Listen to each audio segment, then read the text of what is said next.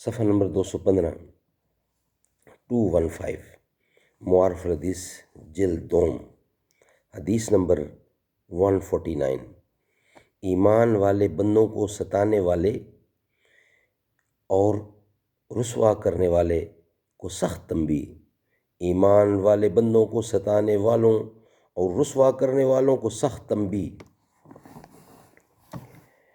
اردو ترجمہ اور تشریحات کے ساتھ احادیث نبوی کا ایک جدید اور جامع انتخاب۔ معارف الحدیث، تالیف مولانا محمد منظور نعمانی رحمۃ اللہ۔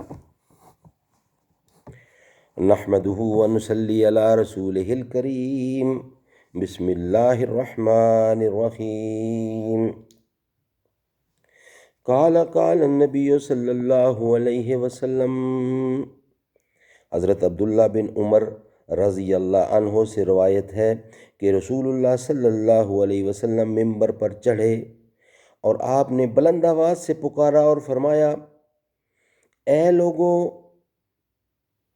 اے وہ لوگو جو زبان سے اسلام لائے ہو اور ان کے دلوں میں ابھی ایمان پوری طرح اترا نہیں ہے، مسلمان بندوں کو ستانے سے اور ان کو آر دلانے اور شرمندہ کرنے اور ان کے چھپے ہوئے عیبوں کو پیچھے پڑنے سے باز رہو، کیونکہ اللہ کا قانون ہے کہ جو کوئی اپنے مسلمان بھائی کے چھپے عیبوں کے پیچھے پڑے گا اور اس کو رسوا کرنا چاہے گا تو اللہ تعالیٰ اس کے عیوب، اس کے اپنے عیب کے پیچھے پڑے گا، اور جس کے عیوب کے پیچھے اللہ تعالیٰ پڑے گا، جن کے عیبوں کے پیچھے اللہ تعالیٰ پڑ جائے، وہ اس کو ضرور رسوا کرے گا، اور وہ رسوا ہو کے رہے گا اگرچہ اپنے گھر کے اندر ہی کیوں نہ ہو۔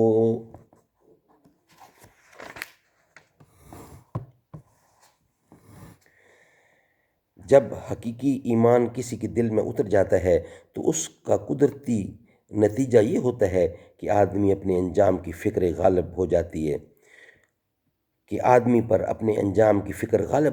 ہے، اور وہ اللہ کے حقوق اور بندوں کے حقوق کے بارے میں محتاط ہو جاتا ہے، خاص کر اللہ کے جو بندے سچے ایمان کے ذریعے اللہ تعالیٰ سے اپنا تعلق جوڑ چکے ہوں ان کے بارے میں اور بھی زیادہ محتاط ہو جاتا ہے، ان کو ستانے، ان کا دل دکھانے، ان کی پچھلی برائیوں کا ذکر کر کے ان کو شرمندہ کرنے اور ان کی زندگی کے چھپے ہوئے کمزور پہلوؤں کی ٹو لگانے سے باز رہتا ہے۔ لیکن اگر دل میں ایمان کی حقیقت نہ اتری ہو اور صرف زبان سے اسلام کی باتیں ہوں تو آدمی کا حال اس کے برعکس ہوتا ہے، وہ اپنی فکر کی بجائے دوسروں کی عیب ڈھونڈتا ہے، خاص کر اللہ کے ان بندوں کے پیچھے پڑا رہتا ہے جو اللہ کے ساتھ ایمان اور ابدیت کا تعلق قائم کر چکے ہوتے ہیں، ان کو لوگوں کی نظروں سے گرانا چاہتا ہے، ان کی غلطیوں کی تشہیر کرتا ہے، ان کو بدنام اور ذلیل کرنا چاہتا ہے۔ رسول اللہ صلی اللہ علیہ وسلم نے اس حدیث میں ایسے لوگوں کو آگاہ کیا ہے کہ وہ اس حرکت سے باز آ جائیں۔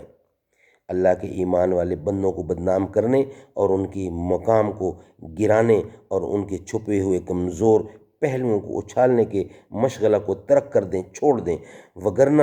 آخرت سے پہلے اس دنیا میں بھی وہ ذلیل کیے جائیں گے اور ذلت و رسوائی کی مار ان پر ضرور پڑے گی۔ اگر بالفرض ذلت و رسوائی سے بچنے کے لیے وہ خانہ نشین ہو کے بھی بیٹھیں گے تو اللہ تعالیٰ ان کو ان کے گھر کی چہار دیواری ہی میں رسوا کرے گا۔ چون خدا خواہ حد کے پردہ کس درد، میلش اندر تہنا پاکاں برد، خیرکم من تعلم القرآن وعلمہ۔ اللہ تعالیٰ ہمارے ماں باپ کو بخش دے، ہمارے ماں باپ کی غلطیوں، گناہ، گستاخیوں کو معاف فرمائے۔ جن کے ماں باپ زندہ ہیں اللہ تعالیٰ انہیں توفیق دے کہ اپنی ماں باپ کی خدمت کریں۔ صدق اللہ العلی العظیم۔